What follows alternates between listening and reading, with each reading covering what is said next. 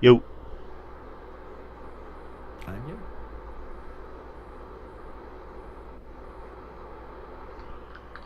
Hello? Yo. Hello?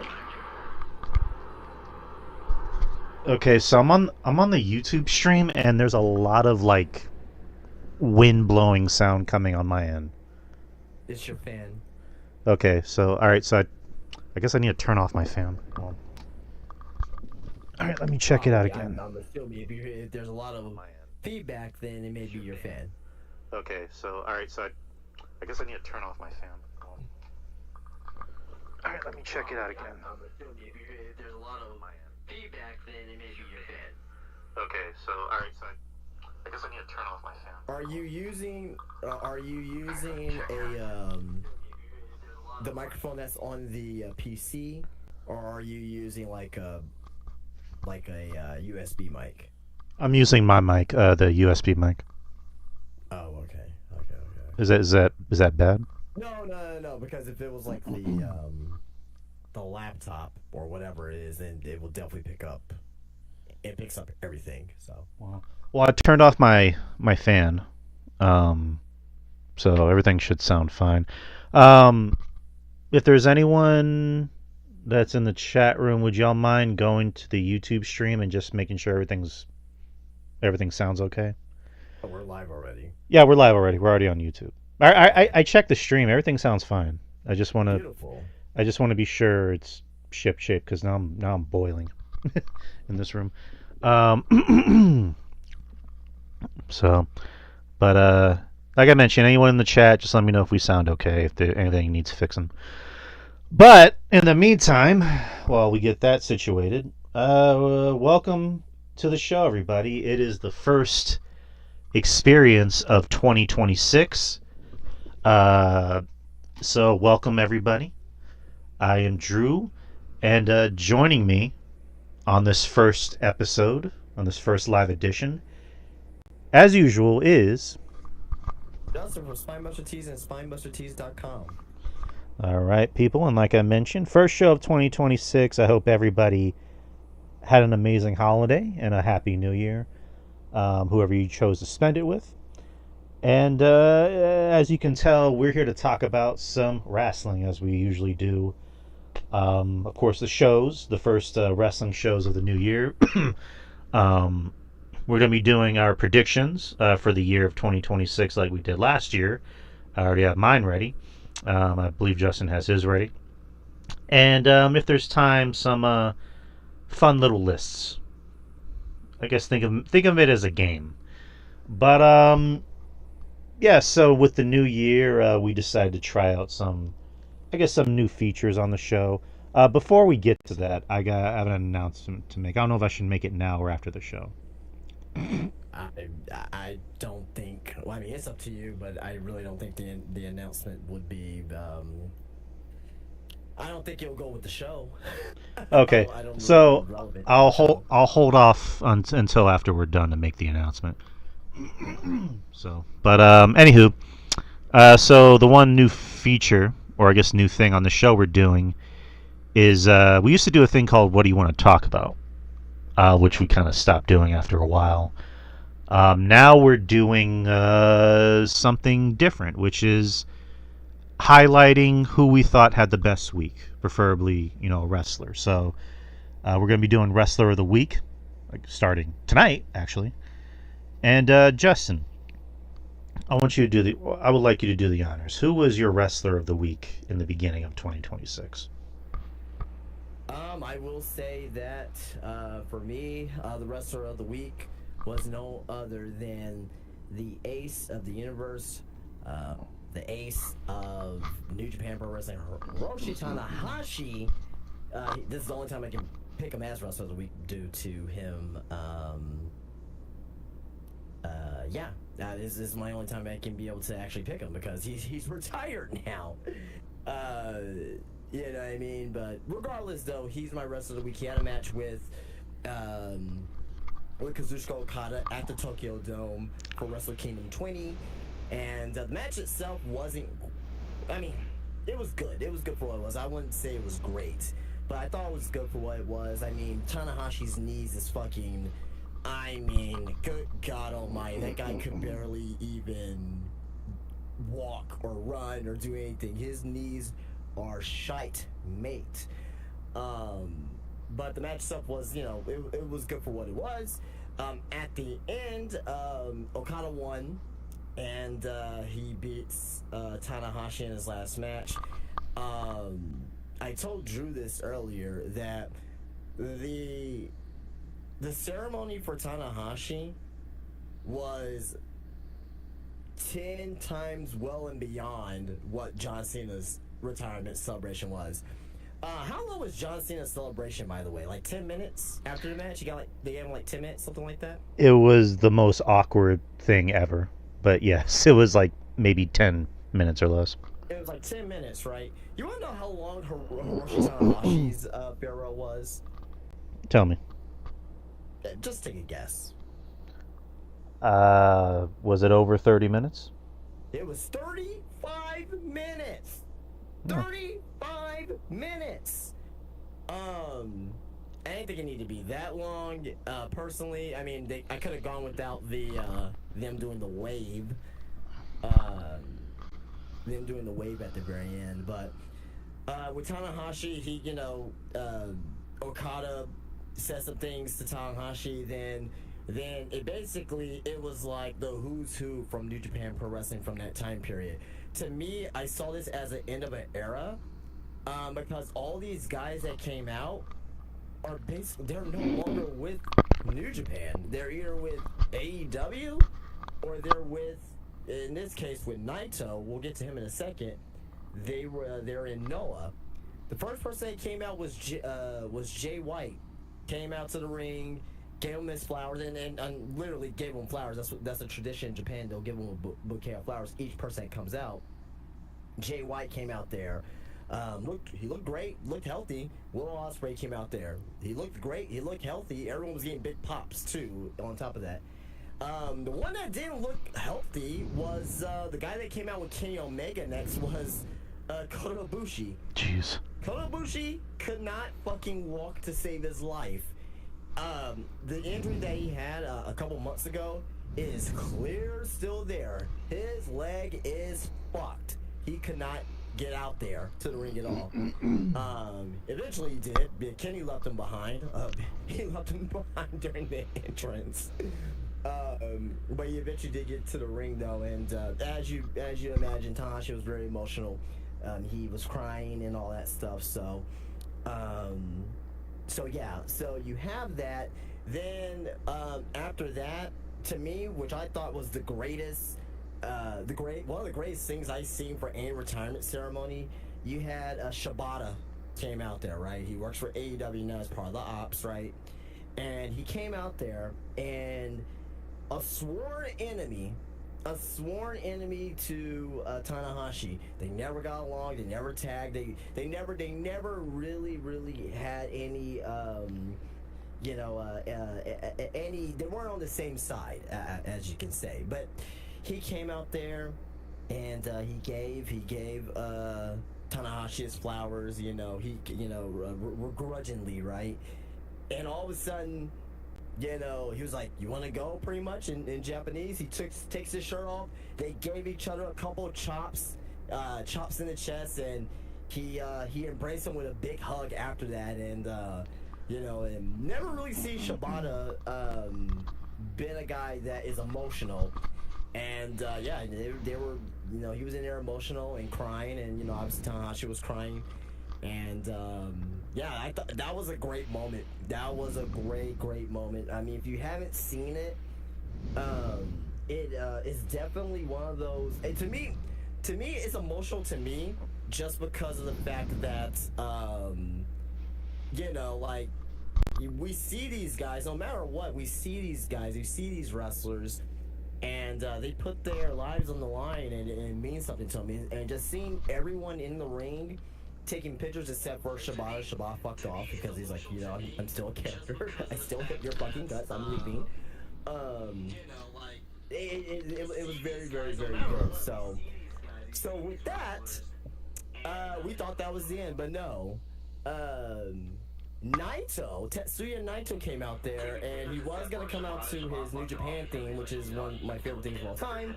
He ends up coming out to his new Pro Wrestling Noah theme, and Ibushi took maybe about 3 minutes to get to the ring.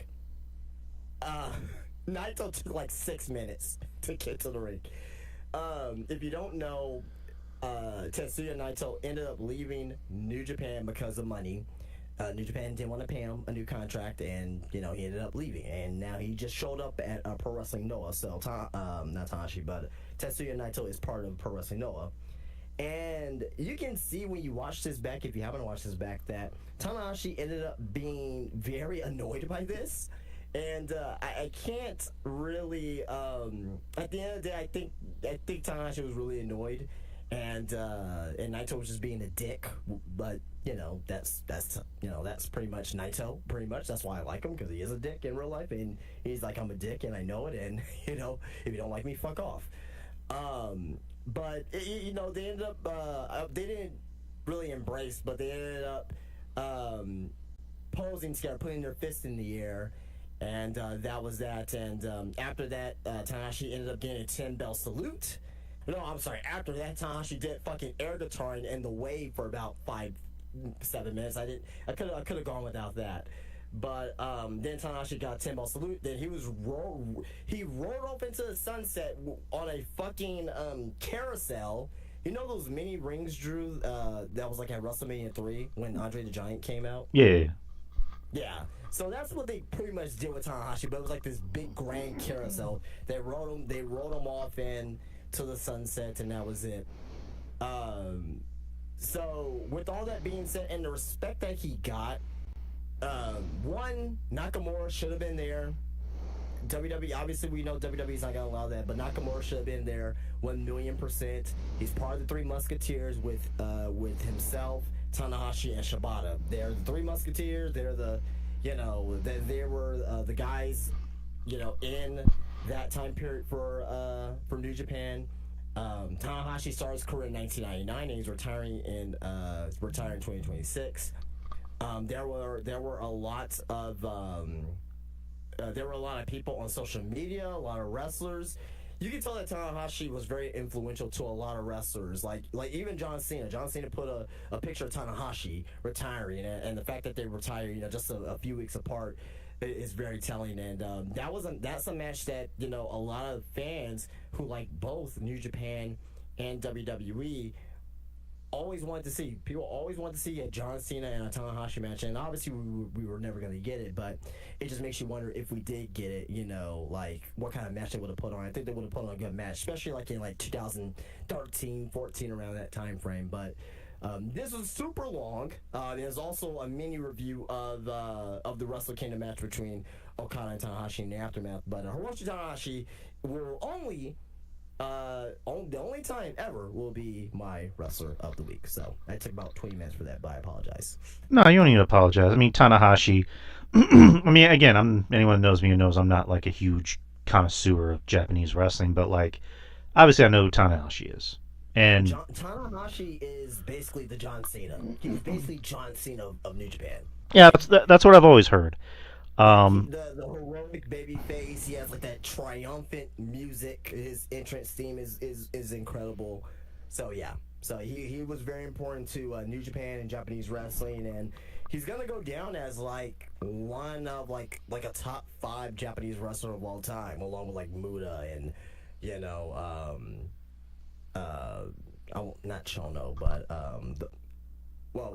Masala. There you go, Masala. So he's gonna go down as one of those top guys in Japanese wrestling. Yeah, hats off to Tanahashi on a huge career and much deserved. I mean, a guy with a career like that deserves more than just like a 5-minute conversation. I mean, in this case, you're the one that's doing most of the talking because you know more about him than me. But yeah, a guy like that with that kind of career deserves more. But I guess my wrestler of the week is not as impressive as yours. Mine is based off of more of what they've been doing more on social media and less about what they did in the ring. And you're probably gonna laugh, but hold on. So Ruben's saying on the YouTube chat, you sound a little low compared to me. So You may need to turn up my volume then. okay, hold on. All right, all right, Ruben, if you're listening, how does Justin sound now? How do I sound? How do we sound? But yeah, go ahead. I want to hear your rest of the week. So yeah, it's more about what they've been doing on social media, and if anyone has TikTok, like I do, you can't escape this certain song, and that's Kit Wilson. Kit Wilson, who was formerly a part of Pretty Deadly, Elton Prince, who got hurt, and now Kit Wilson is kind of carrying the load on his own as a singles guy. Debuted his new theme on Friday, which I don't think anyone expected that to be a theme. Like that doesn't seem like a wrestling theme. That seems like the intro for like a TV show or something. But that theme has really kind of taken on a life of its own, because anywhere you go on social media, you hear people making memes of that song. And Apple, a pipe layer 8181 is saying we can hear y'all. It's not so much about hearing us. It's like how do we sound as far as like volume wise. But anyway, Kit Wilson, as we all know, social media in wrestling, it didn't really mean as much as it did. Let's say like maybe 15 years ago. But Right. Zack Ryder, I think, is kind of the OG as far as like becoming a big name on social media. And then other wrestlers like, for example, Cross kind of made a big name for himself over social media, and it's working. It's working in the indies, so good for him. But yeah, Kit Wilson, he has that theme that if anyone's heard it, you probably already know the lyrics by now, and it's in your head. It's still in my head. I don't know. How do you feel about that? About his new theme, Justin? I like it. I mean, it's probably going to take some time for it to grow on me, but I mean, I don't love it, but I like it. So I mean, so far, I don't know if I would call it, Joe Hendry, level, but good on old Kit, Yeah. who's It kind may, of, like I say, it may grow on me, so we'll see. If I hear it more, I'm pretty sure it will. So but good on old Kit, because we need some fresh faces on this show, on the well, not our show, but on the wrestling shows. We can't just have the same bunch of guys come out and say the same bunch of things and have their music play that we've heard like 8 million times. Like we need fresh faces, which kind of segues into Friday Night Smackdown, which is pretty much the first WWE show of the year, and also going back to 3 hours, which we've all, as soon as we heard SmackDown was going back to 3 hours, it was just a collective groan from everybody. It's like, really, 3 hours of SmackDown? I don't even want to watch 2 hours of SmackDown. But in this case, SmackDown was actually pretty good. It was actually one of the better shows for WWE. But the show opens with The Miz. The Miz comes out and talks a little bit of shit. And then Randy Orton comes out. Randy Orton's been out for a while, looking jacked as ever. And then RKO's the shit out of Miz, and that's pretty much it. You have the Kabuki Warriors and Nia Jax and Lash Legend. I'll say this before you just continue here. Go for it. That's. I mean, it was good to see Randy back. I'm happy to see Randy back. How long was that first segment? Like nearly 20 minutes. It was a weird segment because it's like I mean I don't have a problem with the Miz, but it's just like that was a little bit too long. Like the Miz doesn't Yeah, exactly. the Miz doesn't need to talk that that's the long. point I'm trying to make. If it's like CM Punk, having a long promo, or MJF, and that's fine. But it's like the Miz doesn't need to be talking for like, was it 5 or 7 minutes? Like we don't need that. But how did you overall feel about the 3 hour SmackDown being back? I mean, I thought we're talking about the current first episode. It was very, very, very, very good. Just because it was a lot of returns, and they had a couple good matches on there as well, a few good matches as well. I am not going to celebrate as of yet because this was the first SmackDown of the year. They put their best foot forward. It was really good. How is this SmackDown going to be in May? How is this SmackDown going to be in July? How is this SmackDown going to be in September? Are we going to be tuning the same horn, or are we going to be getting the same bullshit that we have been? We'll have to wait and see.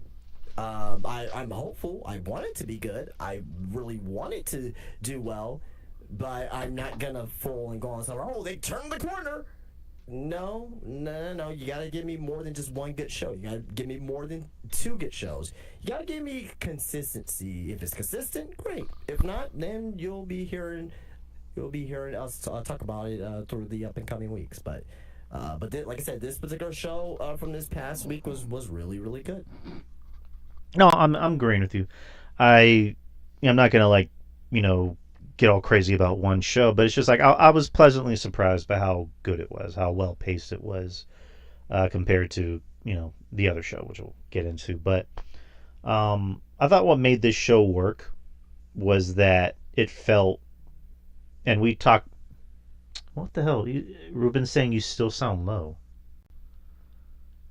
Okay. I don't know. Is this on YouTube or? Yeah, it's on YouTube. He's saying you still sound low. Hold on. Let me turn up your volume on here.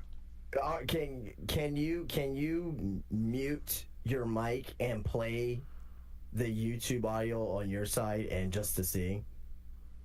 Hold on. Give me 1 second. Let me just turn up your volume on here. All right. Say something. Something. Okay. Something. Something. Let me just turn it down a little bit. Okay. All right. I'm going to mute my mic. So give me 1 second. You gotta turn up the desktop audio. If that's the case, you gotta turn up the desktop audio, Drew. You gotta make sure your levels are in sync.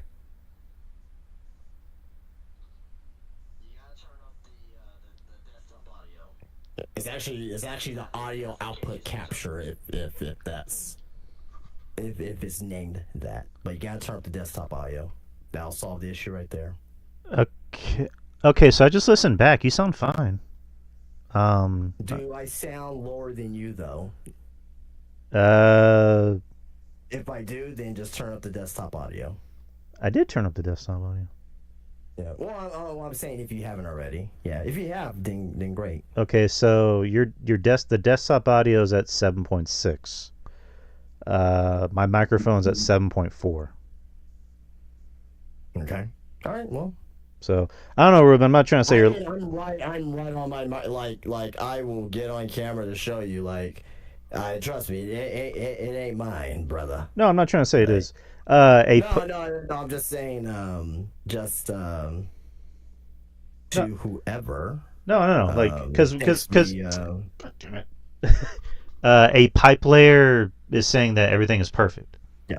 I know who that is. That's Anthony. Anthony's my friend who does the Metal Drive hoops with me, so I know who that is. I'm right. Like, this is how I normally talk. So No. I'm not, Ruben. I'm not trying to say you're lying. I'm just saying I'm not saying. I'm just saying that I'm. It's just one of those things where you just gotta. But anyway, neither here nor there. Okay. Ruben's a liar, by the way. I'm playing. Ruben, I love you. Oh well, come on. We ain't saying all that now. You goddamn liar. But anyway, everyone's saying we're fine, so I don't know what to do. Anywho, what matters is that the stream is great. But anyways, what were we talking about? Oh yeah, Smackdowns. Yeah, so I'm not gonna put all my eggs in one basket over one show, but so far so good. Everything seems like it's working because you have more fresher faces, and that's what I was mentioning earlier with Kit Wilson. Is just like he's not necessarily a fresh face per se, but he's kind of something new-ish. Whereas the rest of the show, you had debuts and returns. One of which since we're talking about Kit Wilson, he came out and insulted the Buffalo crowd and called everyone toxic, because that's his new gimmick, is calling everyone toxic. And then all of a sudden you hear woo woo woo, and you see Zack Ryder on the screen, and then Zack Ryder goes away, and you hear different music playing, and all of a sudden on the screen you see Matt Cardona, which he's now going to be Matt Cardona, which, good, because that's what he's been working hard on the indies for. He did come back a month ago as Zack Ryder, because that's kind of what the fans know him as, but I'm happy that he's Matt Cardona, because it makes sense, because he's really been working his ass off on the indies and getting over and kind of building his own empire, so to speak. But he looks great. He's in shape. He's a much better wrestler than I remember when he was Zack Ryder. Did you? He put up a video on his YouTube channel for the major wrestling figure podcast channel, talking about his debut. Did you happen to see that? I saw like a transcript of what he talked about, but what did he say? He was just talking about his debut and basically, not to give up. But you should. I don't want to spoil it for anyone here. If you haven't watched it, just go watch it on YouTube. It's a good watch. You won't regret it. I did see him talk about when he got signed, because I think he said he was at WrestleCade, or one of those like convention things, and right. That's when WWE called and said, "Hey, we have a deal in place." So, and he also mentioned that he was nervous if he was going to be Zack Ryder or Matt Cardona. Either way, he said, I'm fine with either, just as long as I can come back, because that's kind of what his goal's always been, is to come back. I remember when Kevin Owens was on Cody's podcast and they were kind of messing with him, where oh yeah, they alluded to that in the interview, or not interview, but on the podcast. Well, the funny bit was like Kevin Owens goes, for a guy who loves the indies, he talks about wanting to come back to the WWE so much. Right. So I thought that was kind of funny, but I'm happy for Matt Cardona. I'm happy he's back. Again, the show needs fresh faces and not just the same guys. I love Drew, but we can't be seeing Drew all the time. And also, where do you see Matt Cardona in his return? Like where do you see him? It's tough. I mean, because I don't want to say he's not going to be world champion. I can say maybe he'll be used if they book him right, because the guy can obviously sell them merch. He's proven that he can sell merch. So I can kind of see him maybe taking over the LA Knight role, if that makes any sense. What's the lab of LA Knight then? Isn't LA Knight on Raw? Oh, he is on Raw now. I forget. Yeah. Yeah, he can kind of be the Smackdown LA Knight, where he comes out, gets a big reaction, and again, in shape, can talk, can get the crowd riled up. He can be in contention for a world title. I don't know if he'll necessarily win. I don't see why he couldn't win a title, because he's still young. But yeah, I mean that's kind of how I see him. How do you see him? I'm gonna say this: in order for Matt Cardona to reach a certain ceiling, he needs to be put with Chelsea. Agreed. Point blank. Period. Have him be with Chelsea, and maybe have him have his own faction, maybe 2 or 3 other people. You can have him. You can have Chelsea. Maybe you can have Ethan Page in the group. Maybe you can have, I don't know, someone else, another woman in the group, right? Maybe an Alba Fire, right? I mean, you could probably just take Alba Fire and add her into that group as well. So that way, you can still have a tag team there for the tag team championships, or you can still have them do singles title runs, whatever. But I would definitely consider putting them in a heel faction.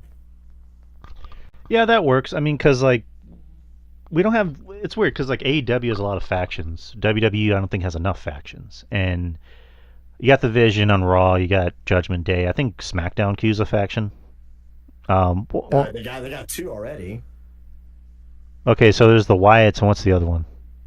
The MFTs. Yeah. I'm not saying that they're good factions, but they have factions. Right. I mean, again, I wouldn't mind that because, like, I know Chelsea. She had been pulling for them to bring him back, and it only makes sense to put him together. I mean, because like Cardona, I believe he was a heel on the Indies, right? What? Cardona, he was a heel on the Indies, right? Yeah, he was like the fucking heel in the Indies. All right, there you go. Like, put him with Chelsea. That's like peanut butter and jelly. Like it should work. They should go together. I mean, fuck. I mean, because they're friends, do a feud with Matt and Cody. That'd be an interesting feud because they already have a history together. Sorry So to interrupt, but this is breaking news coming in as we're doing the podcast here. This is not wrestling related, by the way, but we're probably not going to talk about this else. And I figured that this was going to happen. It was going to involve this player, but yeah, Trae Young's officially on the Wizards. oh, okay. They traded him for C.J. McCollum and Corey Kispert. So Corey Kispert, he got ruled out earlier in the day, and so did CJ McCollum. I was like, they're gonna be part of that trade package, and so enough that's what happened. So Trae Young is part of the Wizards now. I like this for the Wizards. Probably not long term, but at least for the short term, I like this for the Wizards. They will be better for sure. Yeah, a team like the Wizards, they are in desperate need of some kind of shakeup, and I think that could help. Um, and I mean, it's good for the Hawks because the Hawks have been playing surprisingly much better without Trae Young, which is pissing me off because the Spurs have their draft pick, but I don't care about that. I mean, I care about it, but like I don't. It's, like, who cares? Like. right. They're not gonna be so bad that we're gonna get a number one or number No, two pick. no, no, no. I know. And Yeah. we're gonna get like bottom lottery. Like, it's not really gonna matter as much in this up and coming draft. So I mean, maybe it will. Maybe it will. Maybe it won't. But yeah, breaking news, which you can hear more about that Sunday on Metal Jar Hoops. do y'all talk more than outside the Spurs? I haven't Yeah, listened to the podcast yet. yeah. We do. It's just that a big chunk of the show is mainly about the week of the games they played and everything, and just kind of us like bullshitting about it. And of course, we cover the news in the NBA. If there's any trade news, yeah, I mean we don't just stick mainly to the Spurs. We cover all things basketball mainly. Speaking of, Spurs are about to play the Lakers tonight, so Ugh. I think we may lose this one again. We'll see. Well, LeBron's not playing, apparently. I mean, that doesn't fucking matter.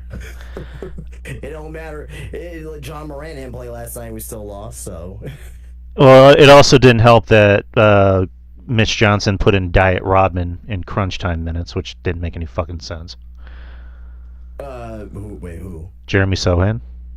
I thought he played well last night. Outside, not like offensively, but like I thought he played well as far as on the defensive end. I still want to get rid of him, you know what I mean? But I thought for that game, I thought he did well in the role that he did. He forced a few key turns. He kept us in that game, not offensively though, but he did keep us in the game defensively. The Spurs' issue right now, and I've been saying this for a while, is that we can't fucking defend the three. We're lazy on rotations, on getting out to the 3-point line. If an opposing team is shooting at least 40 to 45% from 3-point line, we're gonna lose the game if we're not showing good from the three.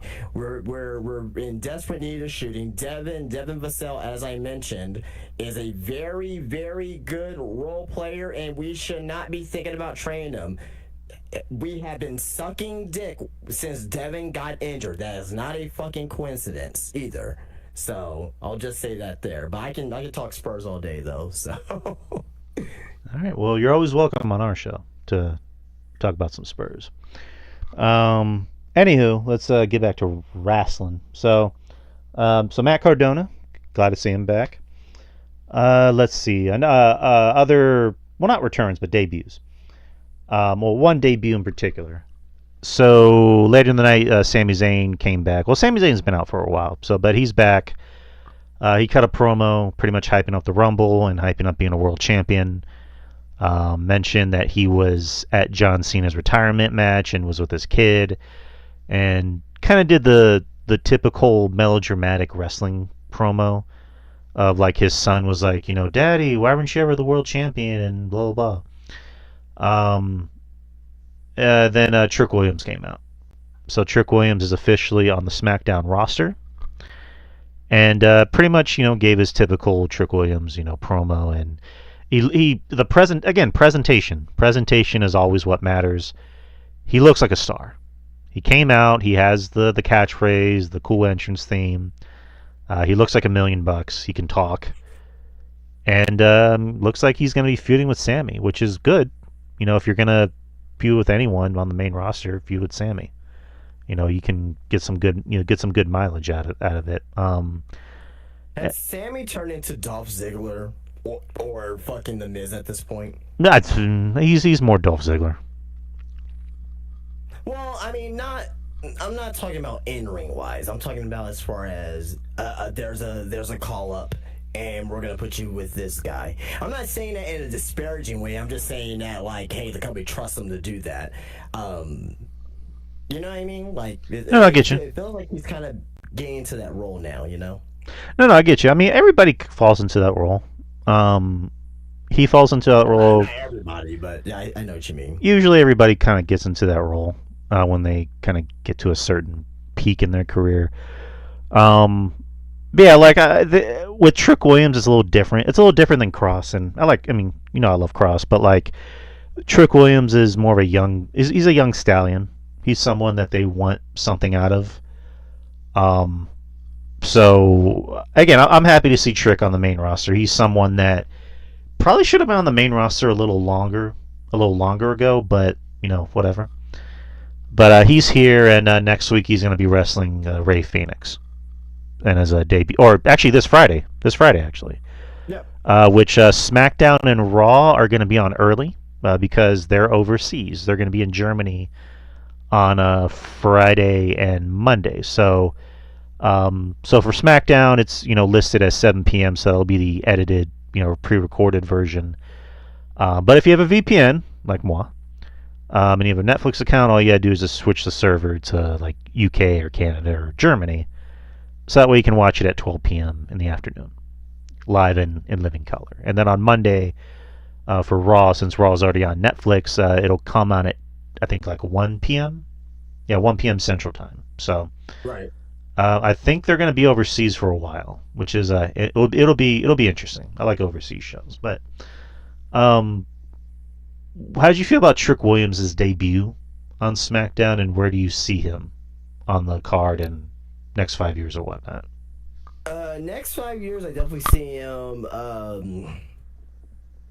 If everything goes well, and if he continues to improve in the ring, he will be a world champion at least one time. Whether if it's for like a week or, I mean, they don't do those type of reigns anymore, but or for a couple of months, whatever. I could definitely see him being a world champion. Like this very first promo, you could tell he was nervous because he wasn't as sharp with his words. He kind of fumbled over his words a little bit too. So, but outside of that, I think there's a good chance. But he just needs to improve in the ring.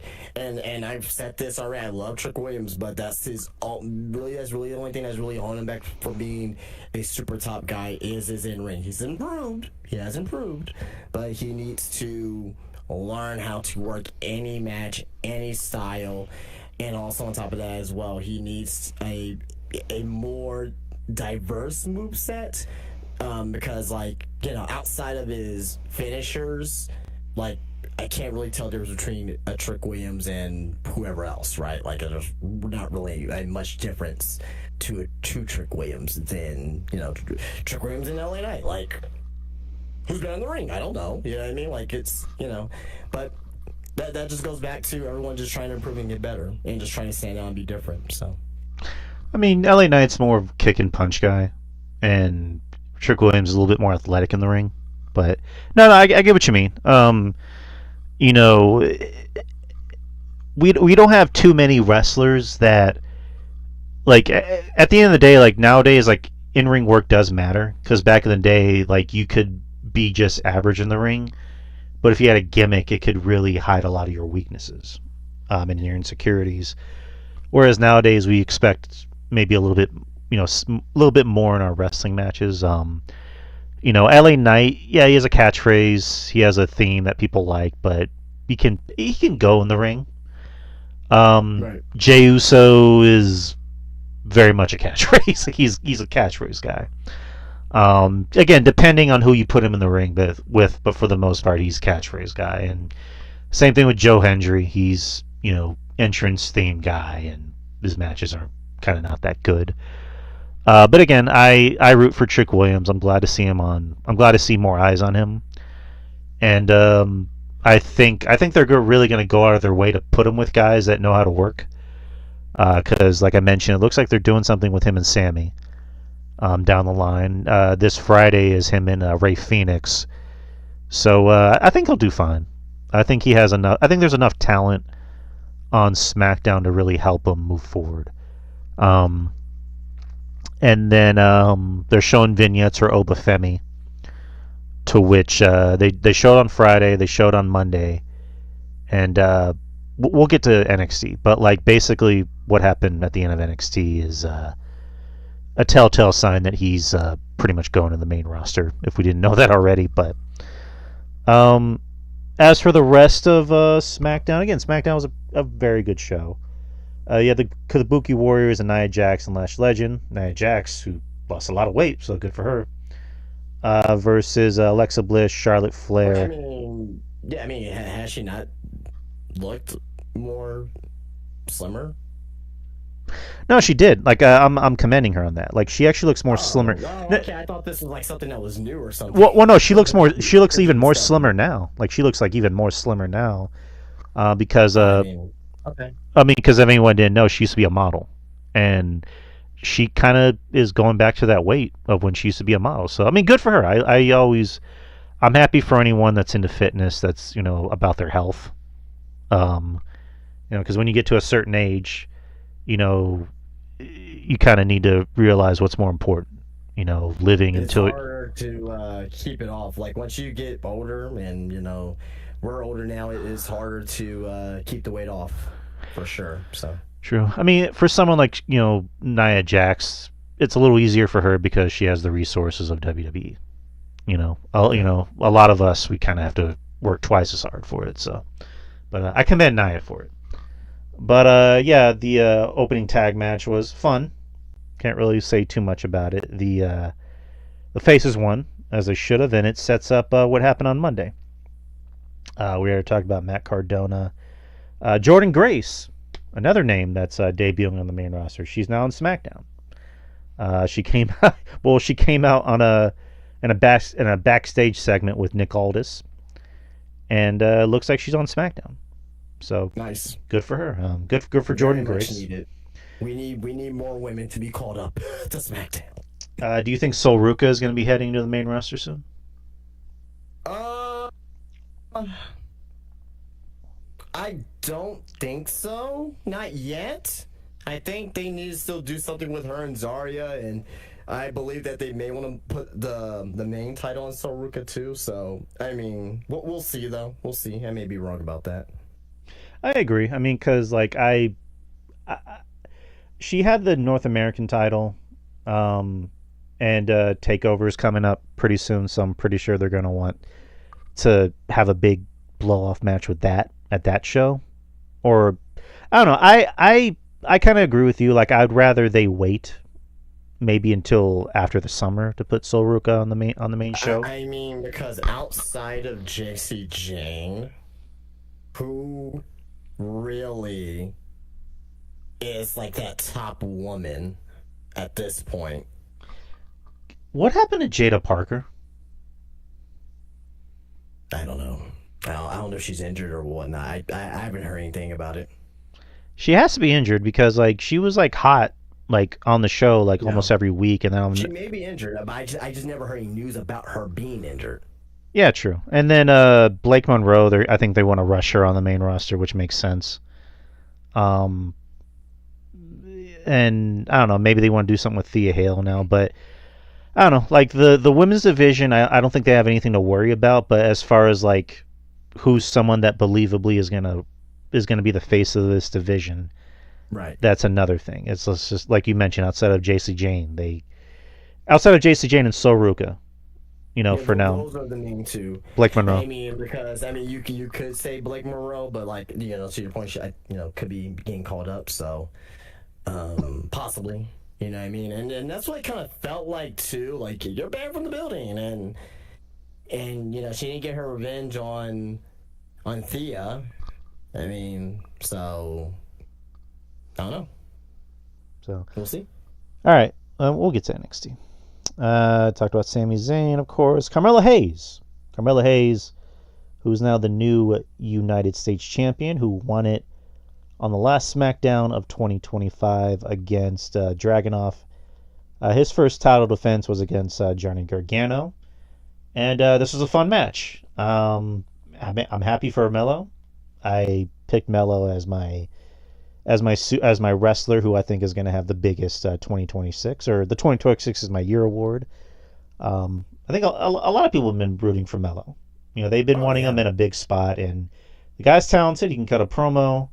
He's a good-looking kid, likable, and I think he'll do some good with a bigger spotlight on him.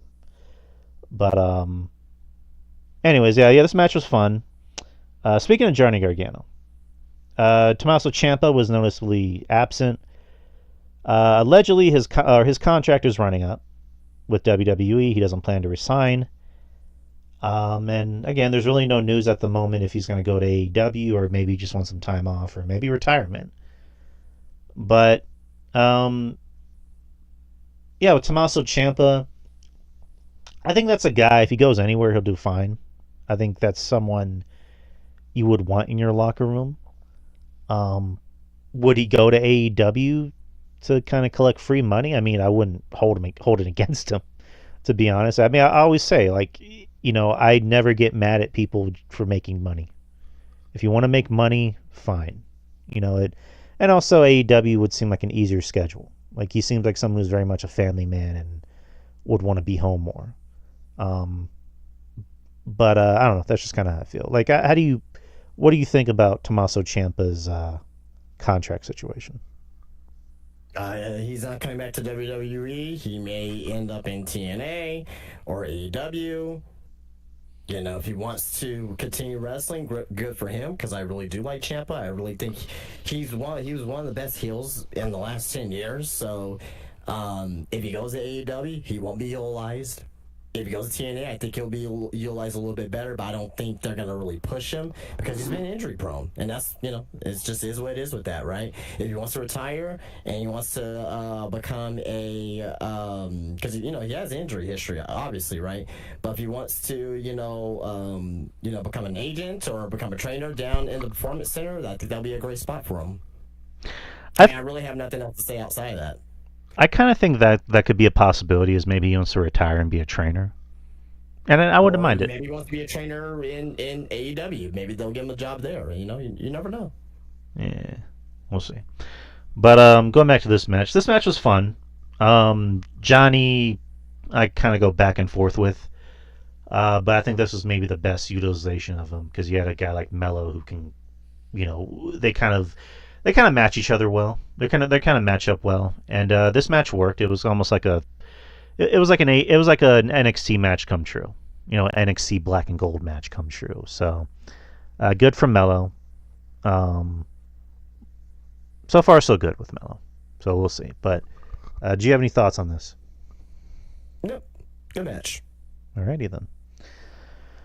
And also for Friday, this kind of segues into the segment with Drew McIntyre, where Drew McIntyre, him and Cody are going to have a match for the championship this Friday in Germany, where it's going to be a 3 Stages of Hell match. And I'm trying to see what each match is. I think one of them is a wrestling match. Okay, here we go. The first one would be a wrestling match, a standard match. Second would be Falls Count Anywhere, and third would be a cage match. Kind of like how it usually is with every other 3 Stages of Hell. But this is super safe. Like, I don't give a fuck. Okay. But I don't care. It's gonna be a good match, but like this is super safe. It's nothing. They could have really did something unique with this, and they just didn't. why didn't they just do Hell in a Cell? I think it's because I don't know. It's because the arena that they're in, but I don't know. I mean, would it have been good for Hell in a Cell? Yeah, but like I think the complaint from people, oh, this is too short. You know what I mean? Because it's gonna be what they're gonna have to sell for in there for like what 10 minutes maybe or something like that. So I don't know. You're not gonna be able to please everyone. So. Yeah, true. But basically, the stipulation is that Cody cannot lay a hand on Drew McIntyre before their match, or he'll have to give up his WWE title. So, Drew McIntyre was in Cody's bus and took a photo of him and his dad, and then burned it right in front of Cody, pretty much egging him on, like, come on, Cody, hit me so I can be champion, blah blah. Again, good segment. You're right. I do agree. This is maybe a little safe. It'll be a good match, but like I don't know. I would have liked more of a Hell in a Cell match. What would be your three stages of hell if you were booking it? Oy vey. A street fight. That'd be one of them. That'd be the first wall. Well, I'm trying to think. What would be a good way to really start. Well, what's the Street Fall and Falls Count anyway? Well, okay, maybe Street Fight has to in the ring. Okay, whatever. But. Right. No, I mean I'm taking out Falls Count anywhere. Because whatever. But yeah, Street Fight.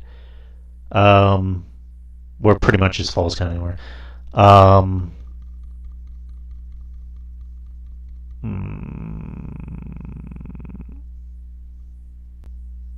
this is hard.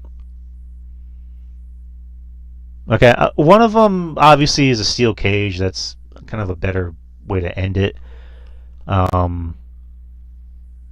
Maybe do like a street fight in the middle, and then do a submission match to open it.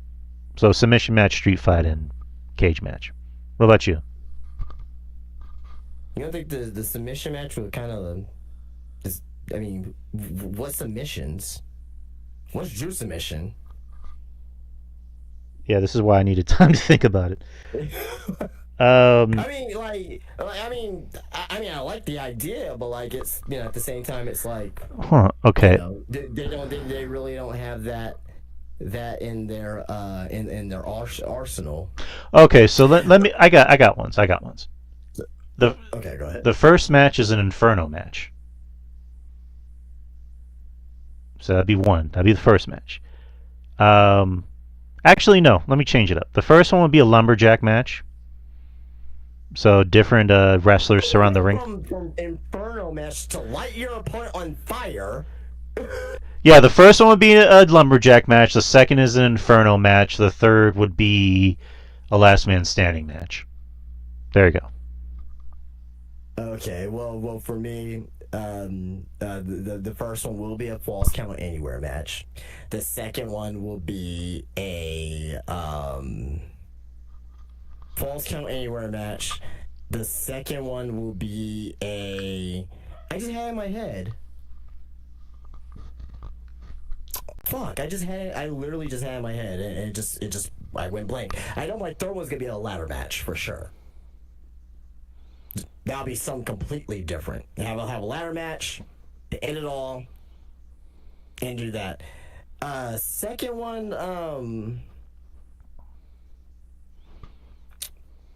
because I don't want to say, because Falls Count Anywhere, and I don't want to back it as like a hardcore match or whatever. It's the same thing essentially.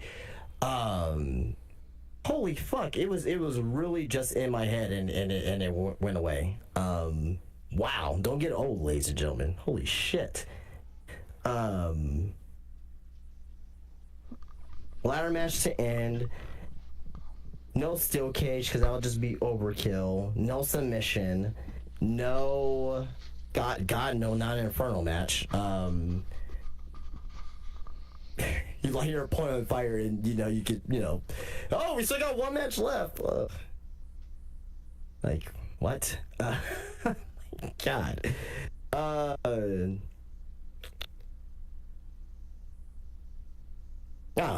know. Just continue. I don't know. So I have some fun facts. In this year WWE, there's been six. There's been six three stages of hell matches. Oh yeah, they named that on. They actually talked about that on Smackdown. So the first one was in 2001 at No Way Out. It was Steve Austin versus Triple H. Which Triple H won, which I don't know why, but he did.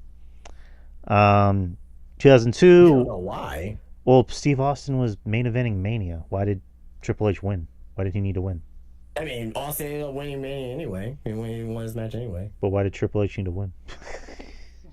Because they were still building him up at the time. I guess. He wasn't a fully established main eventer as yet. That put having him go over Austin made him like, okay, this guy's actually a legit main eventer. Sure. 2002 was a three stages of hell match in Armageddon for the World Heavyweight Championship. Shawn Michaels defending against Triple H. Which Triple H won, of course, because it's Triple H.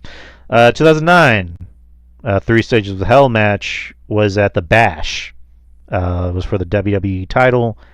Randy Orton versus Triple H, which I think Randy won. I know my second match. Last man standing. Okay, there we go. Sorry. Nice. Just came back to me. Falls Count Anywhere, last man standing, and ladder match. There you go. All right. Sorry. No, worry about it. 2013 Payback. John Cena versus Ryback. That match sucked. Yeah. I don't know why they're calling this a three stages of hell match. This is just a 2 out of 3 falls. NXT Championship at TakeOver New York in 2019. Johnny Gargano versus Adam Cole. Well, three stages of hell is a 2 out of 3 falls match. Right, but it's advertised as a 2 out of 3 falls match, not a 3 stages of hell. That's again, I'm overthinking it. I know, but it's just like they're but they I believe they advertise it as a 3 stages of hell match because 2 out of 3 falls is just 3 regular wrestling matches. Again, I'm overthinking 3 this. stages of hell is 3 different match types. So a regular singles match, a Boss Count Anywhere, whatever, and a steel cage, and that's what they did at TakeOver. Because I remember they had that barbed wire in the steel cage, and they kind of took that fall through the tables in the ring. I don't know if you remember the finish or not, but yeah, that's what it was. No, I remember it. Yeah. And then of course the 6th one coming up this Friday. So that's the history of the 3 stages of hell. All right. So moving on for SmackDown, Chelsea Green versus Julia for the Women's United States title. Julia beat her to crickets, pretty much. I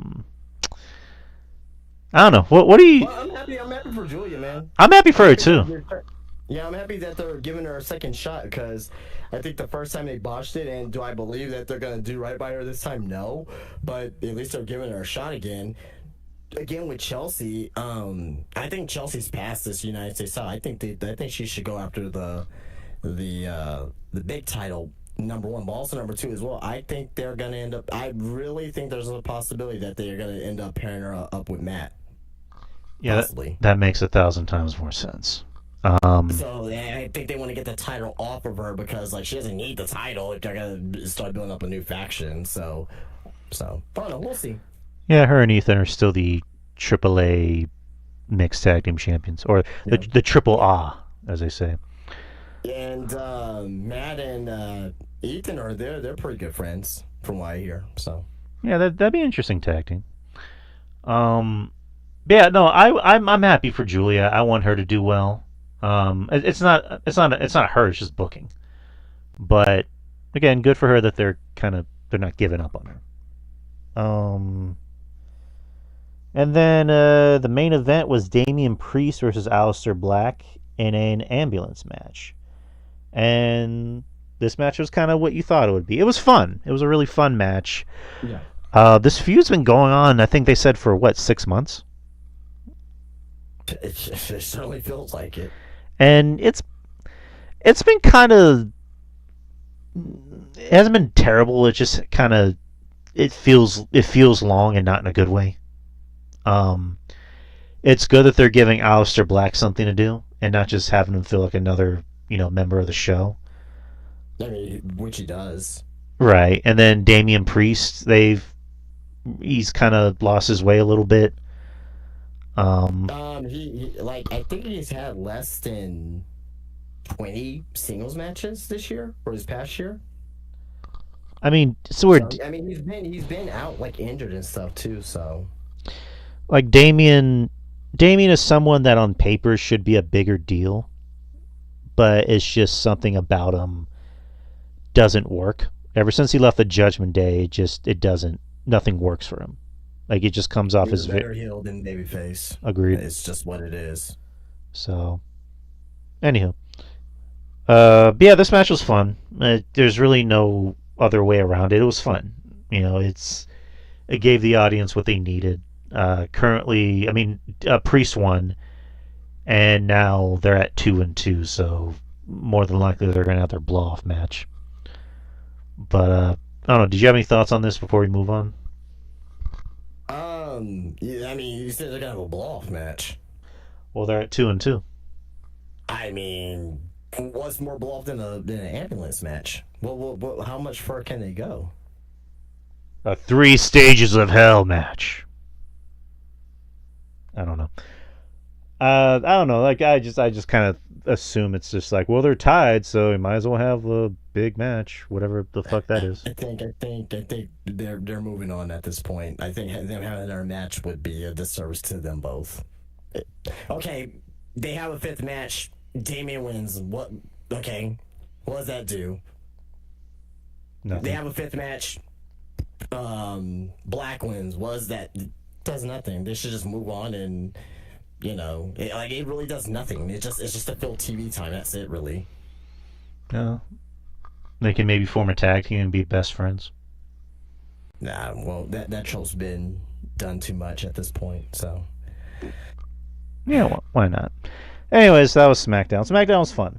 It was a pleasant surprise, but let's hope they can keep good this. show, very good show. Let's hope they can keep this momentum going. Speaking of momentum, you have Raw, which is the first Raw of the new year. Which, if anyone's watching the YouTube and you see the thumbnail, it was Stranger Things themed, because Stranger Things just recently had their series finale on New Year's Eve, actually. And Raw being on Netflix, they decided to do a crossover, which There's not much crossover at all. No, the only crossover they had was the look and the music, and I did like. It looked really good. They look fantastic, actually. Yeah, I did like the aesthetic of whenever they would start a new segment or a match, and they would have chapter 1, the blah blah blah, and they would have like the theme playing. So I thought that was kind of cool. But other than that, it's just like none of the stars, not one actor, could show up and make an appearance. They couldn't even get dipshit Derek to come. Yeah, like dipshit Derek. Like, why the fuck not? Get dipshit delightful Derek. He was easy. I like dipshit better. Yeah, true. Nobody can come. Not Holly. Not even the useless Wheeler dad could come in and make an appearance. Like, or the like what the fuck happened to him? I don't know. He was supposed to die, and then all of a sudden he just showed back up later in the graduation. So I don't know what the fuck. Like fucking. You got the fucking mom in the hospital and fucking killing Demogorgons with fucking made up pipe bombs and fucking dryers and shit, and the dad's just like at home like, oh well, where's my wife? Where's my family? No. He was in the hospital too. He was? Yeah, because you remember, like he's the one that got hit first by the Demogorgon, and then the Demogorgon went after the mom. Yeah, but like they didn't follow. My point is they didn't really like follow up with it. So No, I know. It's just like that was kind of the theme of the show, was that nobody dies, and when they do look like they're about to die and they're in some kind of trouble, all of a sudden they're okay. The mom. Well, the one chick died. Oh, I'm sorry if y'all haven't seen Stranger Things. I apologize. I'll stop. No, no, fuck you. Kali, yeah, Kali. They brought her in. Okay. They basically Jesus they Christ. basically refrigerated her, and they just brought her in to just be like a death for L, and it's like okay, um, yeah. Other than that, nobody dies on the show, and you bring in. That's the problem with a lot of these properties is that when you bring in so many new characters, you need to kill some of them off, or you need to like send them away. Instead, it's just like nobody dies. I don't want anyone to die. I don't want Steve to die, but it's just like if it's gonna look like he's gonna die, maybe you should just go through with it, or don't even like attempt to do it. You know what I mean? Like I don't know. Like the only characters who die are are side characters. Last season was what's his name? Eddie. You know, and then Barbara died in like episode 1 or 2. So, and then Billy. Other than that, like nobody ever dies, and I don't know. It's such a weird show. Again, I enjoy. Vecna died. Well, I'm talking about main characters. I'm talking about the likable characters. You know what I mean? I like Vecna. I thought Vecna was a good. I thought the actor was good, but it's just like, who did Vecna actually kill? He killed a lot of soldiers. Yeah, but it's just like you look at Welcome to Derry, and Pennywise like doesn't give a fuck. He'll kill anyone. He'll kill kids. Like that's his main thing. Vecna never killed any of the main kids. Well, he tried his best. Like he almost killed Max, and then flash forward like an hour later, she's in a hospital bed, and she's okay, and she has all her arms and limbs. I'm like, okay, and I like Max, but it's just like, so you're gonna make it look like she's dead, but she's not. Okay. I don't know, but again, I love the Stranger Things finale. Again, there's a lot of flaws with it. Again, I just wish it wasn't so safe. That's kind of my thing. Speaking of safe, this whole fucking show is safe because Triple H is Mr. Paul Levesque. He likes to watch his Barney. He likes to watch his Sesame Street. He likes to watch his Teletubbies. He likes to have everything safe and coddled. Yeah, I mean it's him. I think TKO likes to play it safe too, but I don't know what's going on. I don't know what's going on with Triple H. I mean, you brought this up a few weeks ago where the same guy who was running NXT 5 years ago, this is not the same guy. Like, I don't know what's going on with him. Like, the way he was running NXT, that wasn't safe. Like, that was what made the shows good. But whatever the fuck he's doing now, I don't know if it's maybe his health. I don't know if maybe you have people from TKO wanting to put their hands in the pot. But what the fuck? What the fuck, Paul? And it makes me worried for Obafemi. Like, I see Obafemi, I'm just like, that's a dude you can't fuck up on. Like, you cannot fuck up on that. You need to book him like he's a superstar right off the gate. And I worry for him. So, but yeah, this Raw, I mean, a lot of people poo-pooed over it. I didn't think it was terrible. I thought there was some enjoyable parts to it, but for the most part, it was a very safe show. And like you mentioned earlier, and that's the issue. Yeah, like you mentioned earlier, Justin, the first Raw of the new year, it cannot be safe. You gotta pull all the stops, dude. It wasn't. If this was Raw, if this was a Raw like in May or in July or in March or whatever, right? Like, I would say this was a fairly decent show. Not a great show, but I think it would have been a fairly decent show. You cannot start the first Raw of the new year in this manner. What happened on this show that I had to go see, that was must see? What happened on this show where it was like, oh man, I can't wait for next week? There was no cliffhanger. There was nothing like. There was nothing great, even good about this show. The main event was good. I really liked the main event, but like the opener too. Becky and Maxine. Like, I really like Maxine. I was the first one to say I think she improved, like, with her, like her facials as far as like her character wise. But like in ring, it's not there. I think it's like one of her. I won't say one of her worst matches, but she tried new stuff in this match. It just didn't work, right? I mean, it wasn't good. It wasn't a good match. I mean, it's just the whole show wasn't. It just wasn't good. I'm sorry, man. Like if y'all like this show, God bless you. I'm glad that you enjoyed it, but overall, I mean, this show stunk. It stunk. And also for a show in Brooklyn, This promo yeah, with AJ Styles. yeah, but like, and also that was probably the flattest I've ever seen a Brooklyn crowd, because they're usually lively for most of the shows that they do over there, but this is the flattest I've ever seen them, because it almost seemed like they were sitting on their hands, and I don't blame them, because there was nothing on this show that I could really sink my teeth into. It's just like we were teased a Jericho return, and that didn't happen. We got a Javon Evans signing with Raw, but that was during the commercial break. And that's fucking inexcusable, man. Like I'm getting pissed off talking about this show. I really am. Because how the fuck are you gonna bring in Javon Evans, make him a big deal, but you're gonna sign him during a fucking commercial break? Who does that shit? Yeah, like have him come out and have a fucking match. Like have. I'm not saying all that, but you can at least. All we could have done was have him back. You know, they have him backstage with Pierce. Just have him be like, everybody's like, hey, you know what? You read over the contract. We read over the contract. I think everything is to your liking.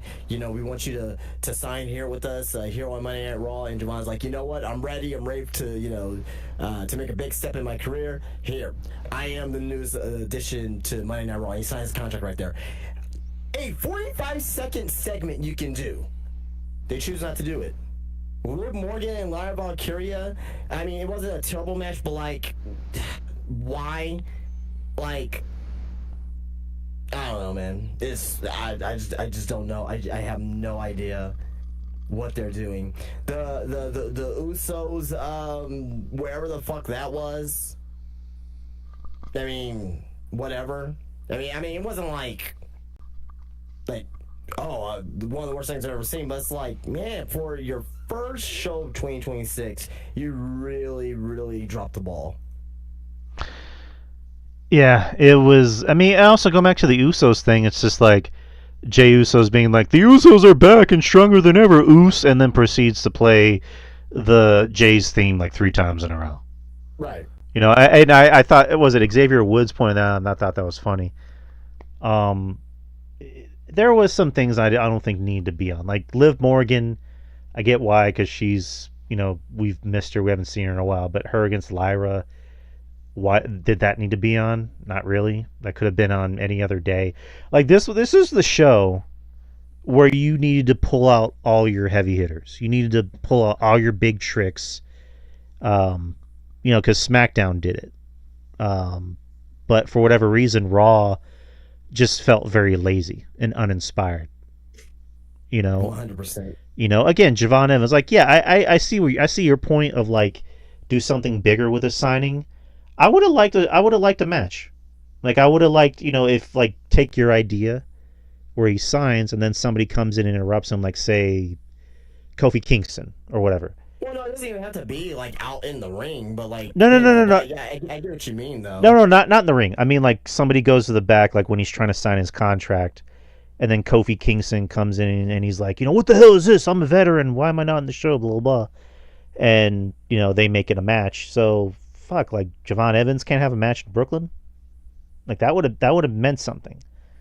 Okay, Javon Evans. Let's just say that's 1 second, right? You still had. It would have been Bear Power Show. You still would have had fucking Becky Lynch and Maxine. You still would have had, that Gunther promo. It still would not have improved the show tremendously, and that's an issue. Very true. But let's talk about this show. The Stephanie Vakir appearance, like that meant nothing. Yeah. I mean, obviously, it's gonna help, Raquel. But it's like, I don't know, man. I just don't know. if this is what 2026 WWE is gonna be, man, I don't know, man. I just don't know. But let's talk about it. So the show opened with the women's tag team championships, the Kabuki Warriors versus Rhea Ripley and Io Sky. Good that this opened. Yeah, I mean, this is a very, very, very good match. It was good. As expected, because all four women are very good. Asuka is still very, very good. And the people love the shit out of Rhea. They love the shit out of Io. And the right team won. I mean, because the tag titles kind of need... the women's tag team titles, I'm glad that they're kind of taking more seriously. And now you have Rhea and Io as the new tag champions, which makes sense because they're kind of the hot thing right now. And yeah, that's really about it. I don't really know. What's next for them? Maybe a rematch with Kabuki Warriors, maybe a match with Alexa and Charlotte. I mean, yeah, but I mean, they're probably going to feud at Mania. They're going to feud at Mania at this point. Why are these tag titles still a thing? I don't know. It's not needed. There's too many titles in general. Too many titles in WWE, too many titles in AEW. It's just as like, like get rid of the Women's United States or Intercontinental title. Have just one belt, Mm-hmm. and get rid of the tag team titles. Start there. The women's tag team titles, obviously. Yeah, start there. Yeah, because like the brand split doesn't mean anything. Nobody cares. Because when you look at the brand split, like what's so different about Raw and SmackDown? Really nothing. Really, there's really nothing that stands out. One's red, one's blue. That's it. Like when the brand split was like 20 years ago, you can kind of tell which show was different, which show was which show. Even 2016. Yeah, exactly. Like every show had its own distinctive feature and feel to it. Nowadays, it's just like, oh, this is red, this is blue. NXT is this color. The pay-per-views aren't that much different because we're too cheap to pay for designs. But yeah, it's just like get rid of. I don't want to say all the titles. Get rid of both tag titles. Well, actually, no. Let me rephrase that. Get rid of the women's tag team titles. Get rid of. Only have one women's champion, one women's mid-card champion. I disagree with you about not having two women's world champions because, like, you gotta have something for the other brand, right? As far as the mid-card belt, you don't need that for the mid-card belts, but, like, for the main titles, you gotta have something for the other brands. Yeah, sure. But again, it's just my point is just like the brand split doesn't mean anything because everyone can just show up on each other's show. Well, yeah. I mean, there's really nothing sacred about it. But the rest of the show, Gunther cut a promo where he is happier than ever for retiring John Cena, saying that he tapped like a little bitch. To which AJ Styles came out and is standing up for John Cena. To which AJ slapped Gunther, and then that sets up a match between AJ and Gunther next Monday in Germany. So, but a very good match, by the way. Hell of a match.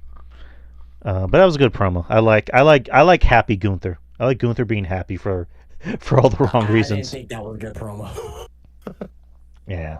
I didn't think that was a good promo at all. I mean, they're doing Gunther a disservice right now. Let me ask you something, because Eric Bischoff said it. He said he thinks Gunther's heat is more manufactured than genuine. What do you think about that statement? I don't think he really has any real heat right now anyway. Because when you look he's never really been a guy that's really had heat. I mean, because when you look at it, he didn't really do anything that was wrong. He just beat a guy. Like, if he beat the shit out of John Cena after the match, then whatever. But it's just like, he beat a guy. Like, that was his job. It was like back in the day when Shawn Michaels beat Ric Flair, and Batista was mad at him because he beat him, and that was their feud. And it's just like, why are you mad at me? Like, I beat him. I did my job. So I don't know. Like whenever they do shit like that in wrestling, where it's just like, I'm mad at you because you did something that you were supposed to do. It's like, okay, sure. But anyways, Women's Intercontinental Championship match: Maxine Dupree versus Becky Lynch. Like you mentioned, this match wasn't that good. Maxine winning the title was a good moment. And yes, has she had improvement? Yeah, she's had improvement. But I don't think she wasn't meant to hold that title for long. That was just supposed to be a moment. And from the way it looks, it looks like they want to do AJ and Becky at Mania. Yeah. That's kind of the idea going forward. This was to this title reign for Maxine was really just a buffer to get Becky the title back, because I don't think they want to get Becky like this long title reign and run through the whole women's roster. They will want to kind of break it up for a little bit, give Maxine a title reign for a couple months, then put it back on Becky just in time for Mania season. Agreed. But Maxine is a good utility player on the show. So good, but good for Becky. Becky's been doing some good character work as of late in her heel role. Pretty kind of being like Trump in a way on her social media, where she's just calling out random people. So it's good. It's good for Becky. Yeah. The rest of the show was kind of bleh, leading up to the main event. Lyra Valkyria versus Liv Morgan. I mentioned earlier, maybe that's a match that didn't need to happen. But you take that out, you still got more of the show. So the main event was CM Punk defending the World Heavyweight Championship against Braun Breaker.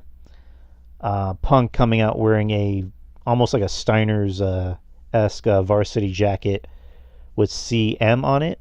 So I thought that was kind of cool. The build-up for this match was kind of fun. The match itself was very good. It was very, very good. Yeah. Braun, I still think he needs a little bit more seasoning. Yeah, there was a few botches in this match. I mean, Punk had some botches too, but Braun. No, I'm just saying in general. I'm not talking about just Punk. I'm just saying or Punk or Braun. I'm just talking about in general. There was a few botches. Yeah, that. I mean, a lot of people think that particular Hurricane Karana spot was Braun's fault. No, Punk, he didn't have his feet on the inside. So if you go back and look at it, his feet were on the outside when they need to be on the inside to take the Hurricane Karana. No, I get you. But yeah, this match had flaws, but for the most part, it was a good match. It kind of went the way you thought. It was a little predictable. I mean, let's just be honest. It was a little predictable. Kind of went the way you thought it would, with some interferences.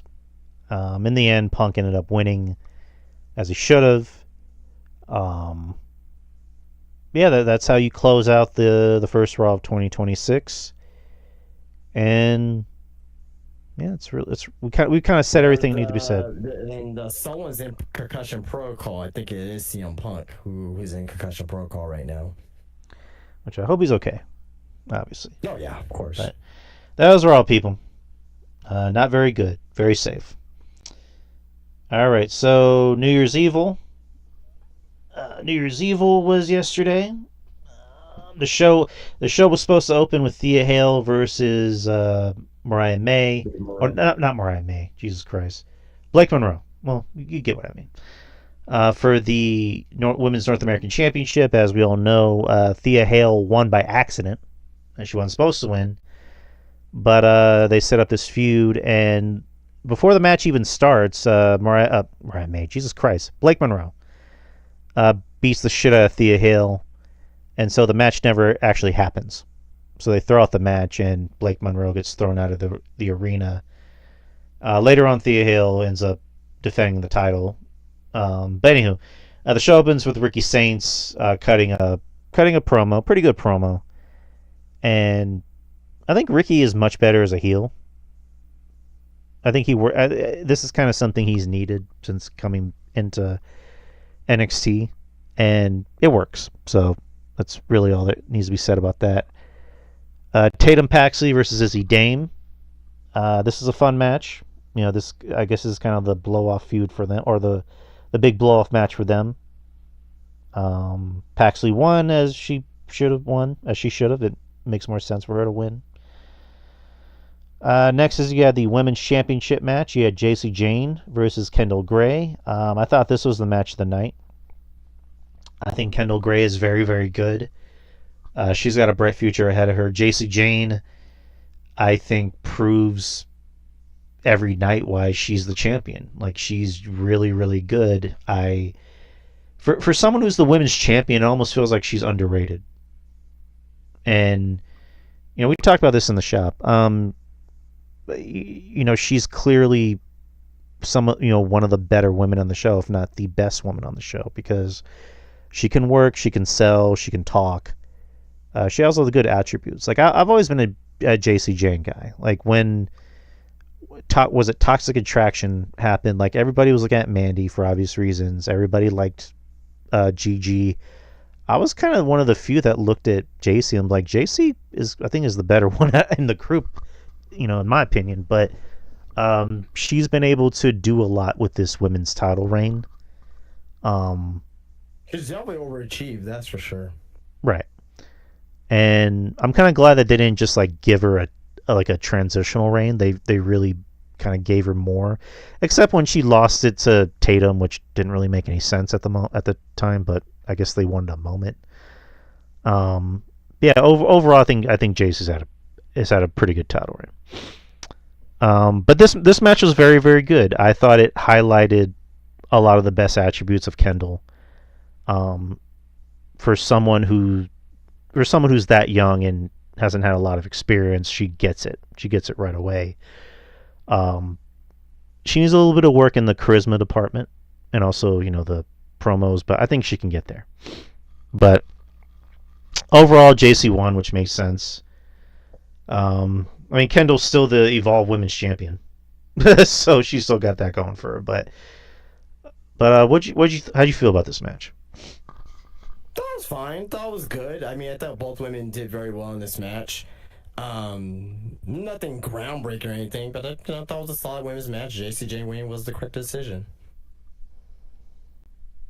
All right. Well, I'm just writing some on the notes. Okay, here we go. Yeah. All right. So next is you had Thea Hale's Open Challenge, who, I don't know, like, this is just me that noticed it. Thea Hale is not very good at selling. She's not very good at selling an injury, because the whole time it just feels like she's covering her whole stomach. I don't know, that's just me. But she comes up. They did play up it was a rib injury. Yeah, sure. But she came out and did her Open Challenge, and they had the entire women's roster come out. And then Tatum Paxley comes out with a chainsaw to kind of like open the Red Sea, pretty much. Yeah, and that was. I hate when they do things like that where it looks very manufactured. There's that word again, manufactured. But like this looked very manufactured because everyone's coming out. Then you get fucking Tam Paxley with a chainsaw for some fucking reason. She runs out to the ring. Then oh my god, all of a sudden Izzy Dane comes out there. Oh my god, she gets the match. So it's like, they could have done a little bit better though. But whatever. Yeah, I can see where you're coming from. I thought the chainsaw spot was kind of funny. That's just me. But as you just mentioned, Izzy Dame ended up getting the match. She won in a very competitive match, even though Thea is supposed to sell that she has injured ribs. But Izzy won, and Izzy's now the new women's North American champion, which makes sense. because she has a look. She's not terrible in the ring. And they're really giving her a lot lately. And also with Thea, this title reign was not meant to last. Like I mentioned, it was an accident.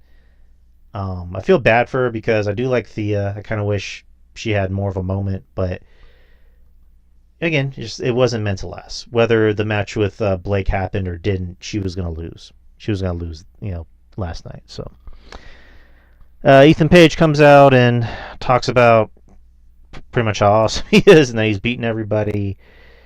And Jasper Troy came out for some reason. And this is one of those fucking template WWE segments that I hate. I'm gonna say something, then I'm gonna come out here, then I'm gonna come out here, then I'm gonna this. It's fucking rubbish. I mean, it kind of made Ethan Page look bad because it's like he's clearly better out of everyone in that group. Everybody out there that came out there, you could just see that no one's up to the star potential of Ethan Page. No. Not one person. Maybe if they get him right. Not Josh Briggs, but Shiloh? Was it Shiloh? Fuck no. Hell no. Ain't no fucking Shiloh Hill. That's hilarious. Yeah, no, fuck no, ain't no fucking Shiloh Hill. That's our boy. Tavion. I like Tavion. Yeah, I think Tavion has. I mean, he doesn't have that charisma like fucking Ethan Page, but like in ring wise, he's pretty solid. Shining Sax Lorenzo came out, who's the current TNA International Champion, and he came out with Ariana. I like the fact that they put them together because they're in fact engaged. There was a funny bit where Shiloh grabs Ariana and kind of does like the romantic. I don't know what the fuck you call it. Like he kind of like a romantic dance dip. You know. Right, and like she was kind of smitten by him for a second, and then his teeth fell out on her. So that's oh, that's why he ain't gonna be a fucking star. They're gonna make him into a fucking joke, and it just okay. Shiloh's gonna be a star. Shiloh's gonna be a star. Not when you're training him like that. No, like make him a big vicious fucking heel, and do something. Interesting with them. Don't make they are making this guy into a fucking like cartoon character joke, and that's not gonna get you over.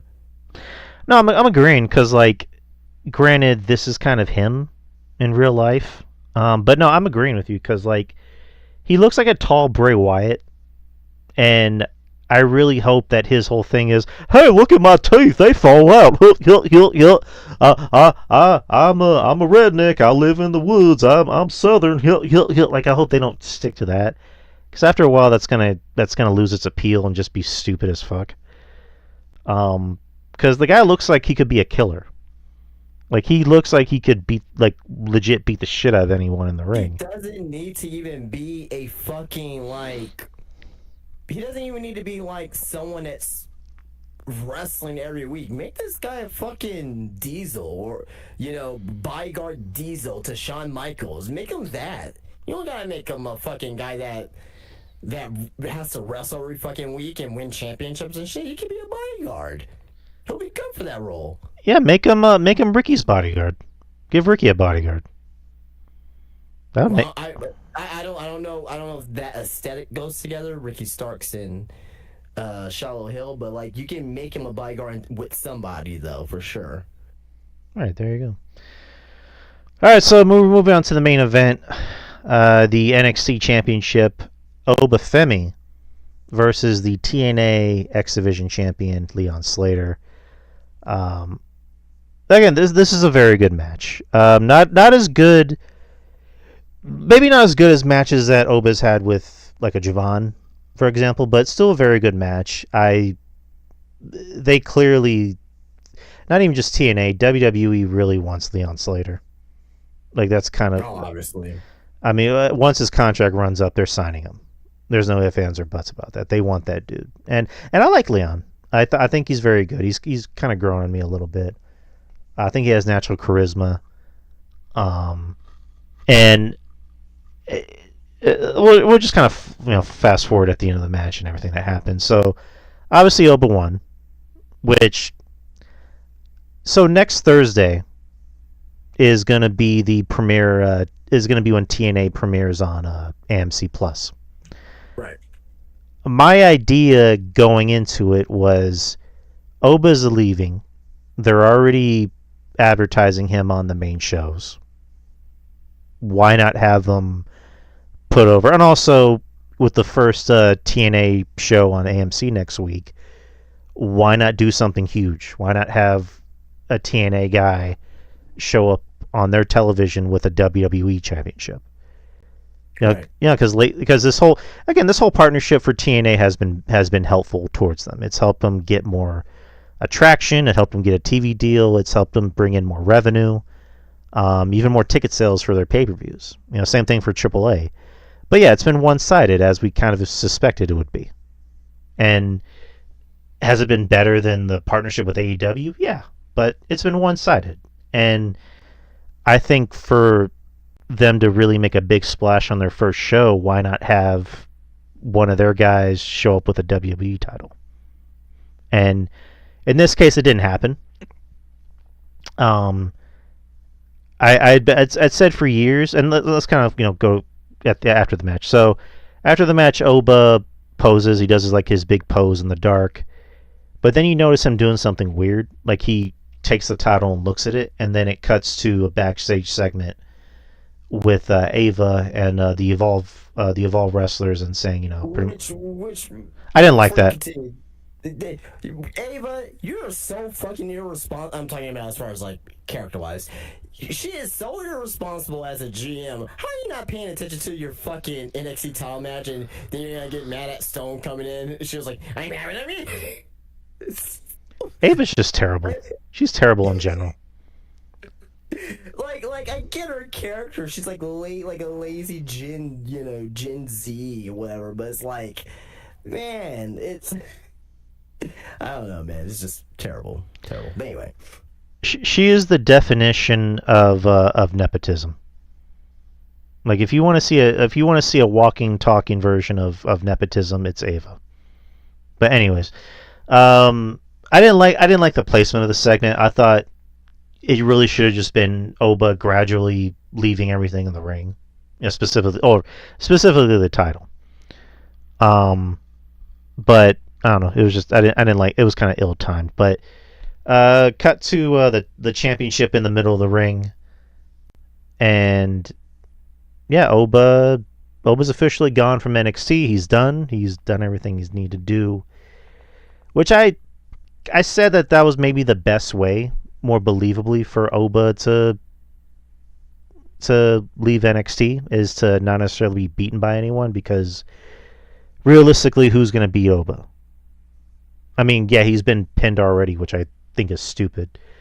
They had to take the title off of Ricky. I mean, maybe to make him turn heel, I guess. But did they have to really take the title off Ricky? Because Oba didn't have the title that long when he won it back. I don't think they should have gave it to Ricky that soon. If you really wanted to give it to Ricky, you could have just had Ricky beat Oba. Passing the torch or whatever. But so Ricky will be babyface still right now then, if that's the case. Yeah, or in general, kind of like how I just said, it's just Oba shouldn't have even lost at all.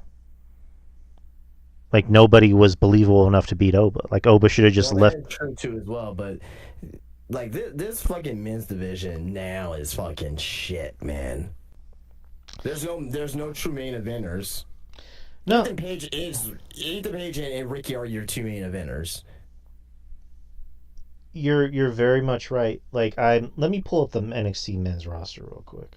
I mean, oh my god, they're gonna need to do a lot of building up. This year is gonna be rough for NXT. Oh, I think overall, 2026 is gonna be a rough year for NXT. Unfortunately, Jesus Christ, something in my mouth. Yeah, with the loss of Javon and Trick Williams and now Oba. Here's the current NXT men's division. Let me just read it real quick. We're not gonna go match, analysis by analysis, but Andre Chase, Bronco Nima, Channing Stacks Lorenzo, who's the current TNA International Champion. He's also the Heritage Cup champion. Charlie Dempsey, Cutler James, Dion Lennox, Elio LaFleur, who's actually the newest signee to WWE. He's really good, by the way, too. Ethan Page, who's the current North American champion, also the AAA World Mixed Tag Team champion. Hank Walker, Jasper Troy, the current Speed champion. Isn't Joe Hendry on the main roster already? It's not official. Okay, so Joe Hendry, Josh Briggs, Kale Dixon, Lexus King, Luca Crucifino, Lucian Price, Malik Blade, Miles Bourne, who they really love that guy, and I don't get why. Nico Vance, Osiris Griffin, Ricky Saints, Saquon Sugars, Sean Spears, Shiloh Hill, Tank Ledger, Tavion Heights, Tony D'Angelo, and Uriah Connors. Uriah Connors, yeah. So that's a weak. That's really fucking weak, man. It's Okay, pretty bad. We'll say this. He left the title in the middle of the ring. Who's gonna be the next NXT champion? I mean, I think the safe bet would be Ricky, but then again, I think it may end up being Tony D. I mean, I mentioned in the shop earlier that kind of seems very reminiscent of when ECW was about to go out of business and they made Tommy Dreamer the world champion. Like, that kind of seems how this is, and obviously I got nothing against Tony D'Angelo, but compared to everybody else that's been on NXT since it became 2.0 and then went back to being just NXT, everybody else has moved on. He's been the only one that hasn't moved on. I mean, he has bad luck with injuries as well, so that's what kind of held him back too. So, I mean, like, give me 5 names that's gonna carry the men's division of NXT in 2025. You're asking me? Well, I'm at more. If not, I'm asking no one else. All right, 5 names. I'm talking to you. 5 names. I can't think of any. Because, like, the names I'm thinking about are kind of already doing something. Because, like, I'd say Ethan Page, but he's just 5 names that's gonna carry the men's division. It could be. So I'll give you my 5 names. Ethan Page, Ricky, Tony D if he doesn't get injured, Miles Bourne, and maybe Tavion Heights. I'm not even sure about those last 2.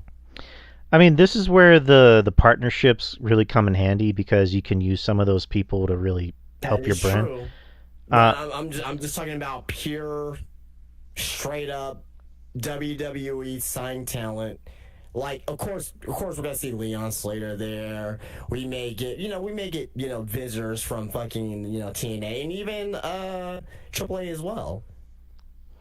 Yeah, but it's not good. No. Well, who are we gonna see? We're gonna see a push, or you're gonna get Darkstick to break up, and Deion Lennox turns into a babyface. He ends up being a fucking mid fucking in-ring wrestler and with a mid charisma. He's like, oh, I'm going after the NXT title. No one wants to see that shit. No. Is Elio LaFleur gonna come and get over immediately and end up maybe winning the North American Championship? Possibly. He's definitely talented, right? But I don't see him carrying the fucking men's division in 2026 or being one of those. So it's like they're in a very awkward situation right now. Are they finally gonna use fucking Finley's son? Oh man. Who are they gonna bring in? They gotta bring in some talents. Either it's from TNA, AEW, New Japan, Noah. Like, they gotta they gotta bring in some. They gotta really beef up this fucking roster. This is the weakest men's division I've ever seen in NXT ever. They really should have spent a lot of time building up new stars when they knew the current ones were going to head up, and they weren't. I mean, Miles Bourne is, they're doing something with him. Miles Bourne is not it. He is not it, dude. Like, that dude is bland. Like, he's basically their. Who's the dude from AEW? The guy who did the dance thing. The dance thing. The Red Dragon, whatever the fuck his name was. Red Dragon dance thing. I'm not sure. Garcia. Daniel Garcia. Yeah, he's basically their. He's not as bland as Daniel Garcia. Dude, he's bland. I'm sorry. I again, he's a good wrestler, but he is bland. Okay. Who's your 5? I mean, with the obvious. I'm just gonna ask you who's your 5? If from the current NXT roster, not including TNA, or who's your 5? Obviously, If Miles Moore's not part of that 5, then I don't think that's a correct list. I mean, is there any? Now again, I don't think Miles Bourne is I don't think he's like jumping off at the page. Oh, he's gonna be the future's gonna be a future world champion. No, I don't think that. But with this current state of NXT, it's not crazy. Yeah, but here's the thing: he's in my 5 mainly because they're pushing him.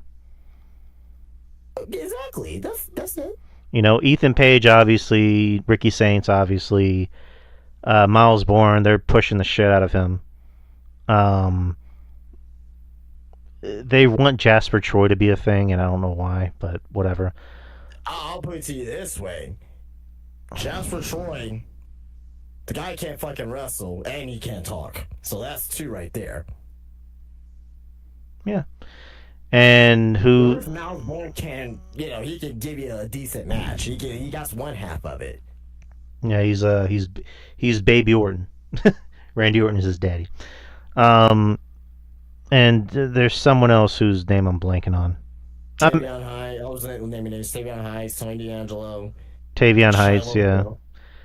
Shiloh Hill, Josh Briggs. Oh God. Yeah, this. I'm getting kind of depressed just thinking about this show. I'm telling you, it's a fucking terrible roster. But let's move on to something that's less terrible. So let's talk about predictions. We'll give our predictions for the year of 2026 for what we think is going to happen in the world of wrestling, kind of like how we did last year, and that's about it. Justin, let me start with you. What's one of your predictions? So my first one here is we were just talking about a little bit about TNA right now, but TNA, as we know, is going to be on AMC this year, and this is going to be their biggest audience that they've had since the Spike TV days. So at one point this year, TNA will have a better rating than AEW Dynamite. All right. At one point. Yeah. All right. What's your first prediction? It's kind of going with the TNA theme. I think a TNA wrestler, whether it's a man or a woman, will win one of the main NXT and women's titles. And what I mean by that, not the North American title. I meant the actual NXT. I mean, I guess you can call it a heavyweight title. The NXT heavyweight title, either for the men or the women's. So I think that will happen. Okay. Go ahead. So for me, next one here is and all these are bold predictions. So this may not come true. Most of these may not come true. So I'm just saying that right now. But this one here is definitely a big one. A big change in leadership will happen in AEW or WWE, where if it's creative, where if it's business, a big change in leadership will happen in either WWE or AEW this year. All right. Mine, because I have 5. Obafemi will be in one of the main events of WrestleMania this year. Wow, that's fucking bold there. Yeah, night 1 or night 2. Mm-hmm. Think he'll be in one of the main events of WrestleMania this year? Mm-hmm. If you want this guy to look like a fucking star, you need to make him look like a star right away. I think you get too attached to some wrestlers and you just give them bigger hopes than what they actually are gonna be. No, I think Old Family will be a main event of WrestleMania. I just don't know about this year. If I'm wrong, I'm wrong. I would love to see it though. My next one here is number 3 is, and this to me could be very likely if they actually do it, but WWE announces a all women's weekly show. God damn it. So you have your Raw, you have your SmackDown, and you have your All Women's Weekly show, whatever that could be. So, You well, is that one of yours too? Yes, that was my next prediction. Oh wow. Okay. Well, I was gonna Well, say, we have both. yeah, I was gonna say there will be an announcement for an all women's wrestling TV show. Yep. So, All right. So that was your third one. I will go with my fourth one then. This is kind of not subject to change, but this is the most iffy one because it can happen. I think if everything falls into the right places, and they have a great opportunity this year to do so. AEW business and attendance will increase, but not to as previously. So their ratings will increase, their business will do a little bit better, their attendance will go up. But it's not going to be as it was previously. So it's not going to be like 2021 or 2022 AEW. But instead of, being in a fucking, in a venue of like, 1,000 people, maybe they can fill up, 5,000 seat arena and sell it out. You know what I mean? So, I think that's something that they can do. But we'll see. my prediction is at some point, either in the middle of the year or the end of the year, we will have all of our champions being more diverse, kind of like how it was a few years or like a year and a half ago. So, It's very safe picks, by the way, from you. I wouldn't. Except the Oba Femi one. Oba Femi was kind of crazy, though. I wouldn't call them safe picks, but like uh, I think we.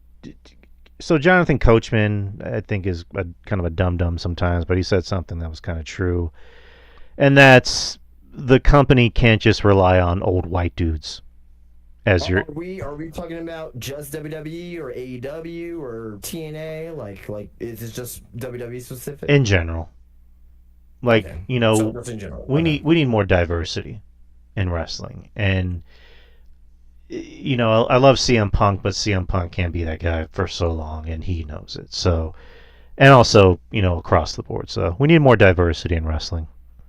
No whites. Okay. My last one here is a prediction that I did last year, and I was right. And I'm going to predict it again this year. WWE will continue to expand internationally in a major way. So that's either they, buy another company, wherever it's someone in Japan or someone in, the United Kingdom or something like that. Either they create a official partnership with someone like pro wrestling, like they have a partnership with Noah, but like they don't have like an official partnership with Noah, right? Where they're exchanging talent on the main roster, or maybe even New Japan. I don't know. We'll see how that thing with AEW and New Japan continues, but I will predict that WWE will continue to expand internationally in a major way as far as them working with other companies or buying another company. And my prediction is one that I pitched a few weeks ago, and Justin laughed at me. One of the top guys in WWE will have a match on TNA. So, whether it be a Cody or a CM Punk or a Seth Rollins, I think it's going to happen this year. When it happens, I don't know, but I think it could happen. From the main roster, right? Yeah. Okay. So, but that is everything from me, and we are already about to hit 2 hours, so I think we should kind of call it a night. I can just save my other things for next week, but I wanted to make an announcement, and so with the YouTube thing, starting next month, we're going to stick strictly to YouTube. We're going to head over to StreamYard and do the shows, so we're not going to be audio based anymore. So I canceled Spreaker.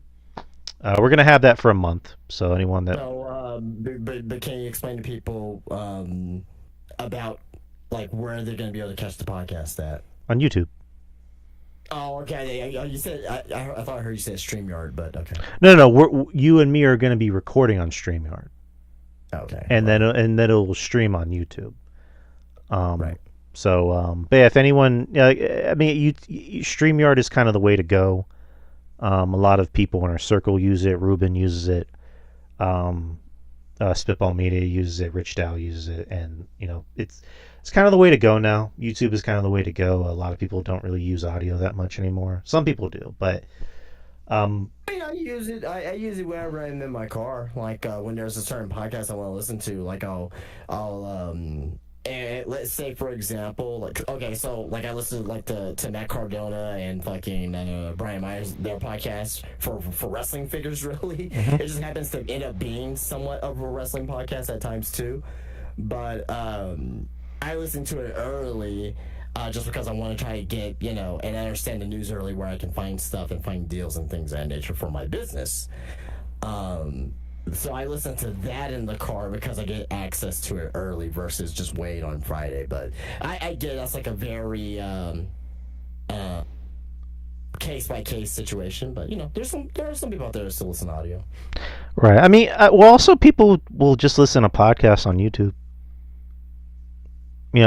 They can just like put it on their car and just have it play while they're driving, or listen to it while they're working out or doing whatever. So yeah, we're just gonna stick strictly over to YouTube, and like I mentioned, I canceled Spreaker, but we're gonna have it until February, and after that, we're gonna make the switch over to as far as like recording, we're gonna make the switch over to StreamYard, but you'll be able to catch the show live on YouTube, so we can build our following there.